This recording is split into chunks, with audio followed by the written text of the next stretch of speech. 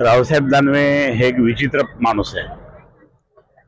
आता म्हणतात की आम्ही काँग्रेस बरोबर गेलो, आम्ही काँग्रेस बरोबर गेलो, उद्धव साहेब काँग्रेस बरोबर गेलो म्हणून त्या ठिकाणी उद्धव साहेबांवर टीका करू लागले। पण शिवसेना प्रमुख माननीय बाळासाहेब ठाकरे यांची ही कडवट शिवसेना माननीय उद्धवजी पुढे घेऊन जात आहेत आणि पुढे घेऊन जाऊन त्या ठिकाणी आमच्यासारखे कडवट शिवसैनिक महिला आघाडी वगैरे सगळे जोरात त्या ठिकाणी काम करतात।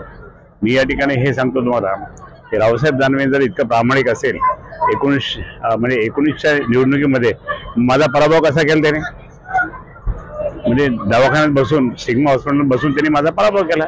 जवळपास 12 नगरसेवक भाजपचे त्यांना पैसे दिले, सगळं केलंय।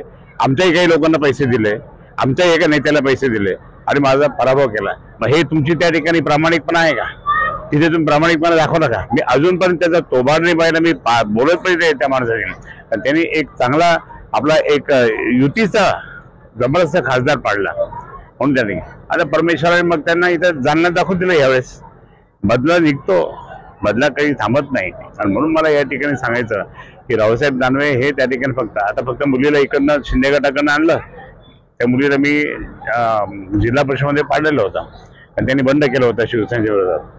आता ठीक आहे, ते आले असेल एकनाथ शिंदेच्यामुळे किंवा काहीतरी झालं असेल, वाटप केलं असेल खूप, म्हणून इकडे मुलगा पण तसंच।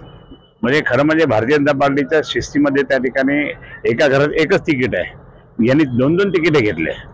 म्हणजे जरी समजा शिंदेकडनं जरी घेतलं असेल तर मग त्यांची युतीच आहे ना,